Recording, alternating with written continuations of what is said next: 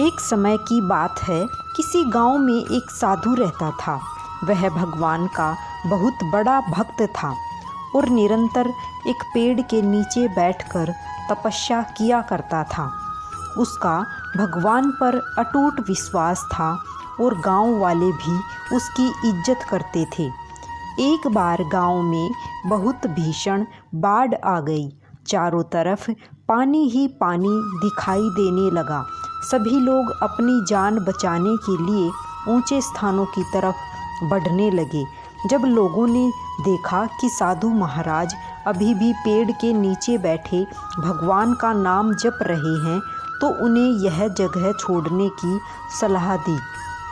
पर साधु ने कहा, तुम लोग अपनी जान बचाओ, मुझे तो मेरा भगवान बचाएगा।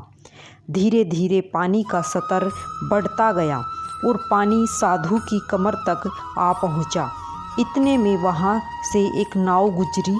मल्लाह ने कहा, हे साधु महाराज, आप इस नाव पर सवार हो जाइए, मैं आपको सुरक्षित स्थान तक पहुंचा दूंगा। नहीं, मुझे तुम्हारी मदद की आवश्यकता नहीं है, मुझे तो मेरा भगवान बचाएगा। साधु ने उत्तर दिया। नाव वाला चुपचाप वहां से चला गया। कुछ देर बाद बाढ़ और प्रचंड हो गई। साधु ने पेड़ पर चढ़ना उचित समझा और वहां बैठकर ईश्वर को याद करने लगा। तभी अचानक उन्हें गड़गड़ाहट की आवाज़ सुनाई दी। एक हेलीकॉप्टर उनकी मदद के लिए आ पहुंचा। बचाव दल ने एक रस्सी लटकाई और साधु को उसे जोर से पकड़ने का आग्रह किया। पर साधु फिर बोला, मैं इसे नहीं पकड़ूंगा, मुझे तो मेरा भगवान बचाएगा। उनकी हट के आगे बचाव दल भी उन्हें लिए बगैर वहां से चला गया। कुछ ही देर में पेड़ बाढ़ की धारा में बह गया और साधु की मृत्यु हो गई। मरने के बाद साधु महाराज स्वर्ग पहुँचे और भगवान से बोले, हे प्रभु, मैंने तुम्हारी पूरी लगन के साथ आराधना की, तपस्या की, पर जब मैं पानी में डूबकर मर रहा था तब तुम मुझे बचाने नहीं आए। ऐसा क्यों प्रभु?